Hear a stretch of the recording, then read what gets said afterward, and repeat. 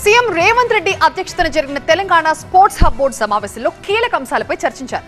Sports పాలసీపై CM special focus పెట్టారని చెప్తున్నారు Telangana sports hub governing council సభ్యులు రవికాంత్ రెడ్డి. 2036 ఒలింపిక్స్ నిర్వహణ లక్ష్యంగా స్పోర్ట్స్ పాలసీ రూపొందుతోంది అన్నారు.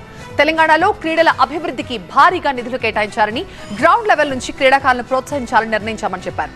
మరింత సమాచారం మా సీనియర్ కరెస్పాండెంట్ ప్రభాకర్ అందిస్తారు. తెలంగాణ ప్రభుత్వం చాలా ప్రతిష్టాత్మకంగా స్పోర్ట్స్ పాలసీ పైన కాన్సన్ట్రేట్ చేస్తుంది, దీనిపైన ఫోకస్ చేస్తుంది. గతంలో సీఎం కూడా దీనిపైన చాలా ఫోకస్ చేశారు. స్పోర్ట్స్ సమావేశంలో స్పోర్ట్స్ హబ్ గవర్నింగ్ కౌన్సిల్ ఎలాంటి నిర్ణయాలు తీసుకున్నారు, ప్రభుత్వం ఏ రకంగా ముందుకెళ్ళబోతుంది? మనతో పాటు రవికాంత్ రెడ్డి గారు ఉన్నారు, అర్జున అవార్డు గ్రహీత. సార్ చెప్పండి, తెలంగాణ ప్రభుత్వం చాలా ప్రెస్టీజియస్గా ఈ పాలసీని తీసుకురాబోతుంది. సో దీనికి సంబంధించి ఎట్లాంటి నిర్ణయాలు జరిగాయి, ఎలా ముందుకెళ్తున్నారు? సీఎం గారు ఒక మంచి ప్లాట్ఫామ్, ఒక వేదికను తయారు చేశారు స్పోర్ట్స్ వాళ్ళకి. సో గతంలో స్పోర్ట్స్ బడ్జెట్ ఒక 40 కోట్లు ఉన్నది, ఈరోజు దాన్ని 465 కోట్లకి తీసుకొచ్చారు. సో సీఎం గారి ఉద్దేశం ఏంటంటే, ఈ చాలామంది యువత డ్రగ్స్కి అలవాటు పడడం కానీ, డ్రగ్స్ వైపు మొగ్గు చూపడం కానీ ఇవన్నీ చూస్తూ ఉన్నారు. సో క్రీడలు ప్రోత్సహించడం వల్ల పిల్లలందరూ స్పోర్ట్స్ వైపు మొగ్గు చూపించడంతో ఈ డ్రగ్స్ బారి నుంచి తప్పించడానికి వారి ఆలోచన విధానం. చాలా ఇన్ఫ్రాస్ట్రక్చర్ అవసరం సార్, క్రీడల్లో ముందుండాలంటే చాలా రకాలుగా అవసరం. అదే రకంగా ప్రభుత్వం కూడా ముందుకెళ్తుంది, స్పోర్ట్స్ యూనివర్సిటీస్ కానీ, లేకపోతే యంగ్ ఇండియా స్పోర్ట్స్ స్కూల్స్ కానీ. సో ఇక్కడ ఎలాంటి ఇంకా ఎట్లాంటి ఇన్ఫ్రాస్ట్రక్చర్, ఇంకా ఎట్లాంటి డెవలప్మెంట్స్ ఈ పాలసీకి అవసరం అంటారు? ఎట్లాంటి చేంజెస్ అవసరం? ఆల్రెడీ సీఎం గారు ఇప్పుడు ఇంటిగ్రేటెడ్ స్కూల్స్ అని స్టార్ట్ చేశారు, ప్రతి కాన్స్టిట్యున్సీలో ఒకటి అని చెప్పేసి. ఆ ఇంటిగ్రేటెడ్ స్కూల్ స్పోర్ట్స్కి చాలా ఉపయోగపడుతుంది. సో దానికి వారు ఒక 200 crores ఈచ్ స్కూల్కి అనుకుంటా ఈరోజు అనౌన్స్ చేసినట్టుగా.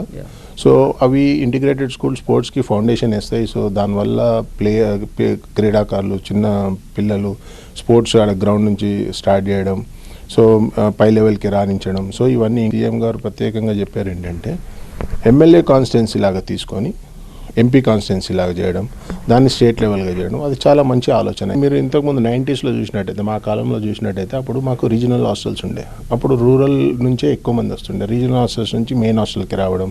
సో ఇవన్నీ ఆ రోజులలో ఇన్సెంటివ్స్ కానీ, ప్లేయర్ ఏదైనా అచీవ్ అయితే ప్లాట్ ఇవ్వడం కానీ, డబ్బులు ఇవ్వడం కానీ, సో ఆ ఎంకరేజ్మెంట్ అనేది ఉంది. ఈ క్రమేణా ఈ లాస్ట్ 10-12 years నుంచి ఆ స్పోర్ట్స్కి ఎంకరేజ్మెంట్ అనేది పోయింది, బడ్జెట్ లేదు. సో డిపార్ట్మెంట్ కూడా ఏమైపోయింది, కోచెస్ లేక, కోచెస్ అందరూ డైరెక్టర్ లాగా పోస్టింగ్ రావడము, ఫెసిలిటీస్ లేకపోవడము. సో వాళ్ళని ఎంప్లాయీస్, కోచెస్ని తీసుకుపోయి ఎంప్లాయీ లాగా చేయడం.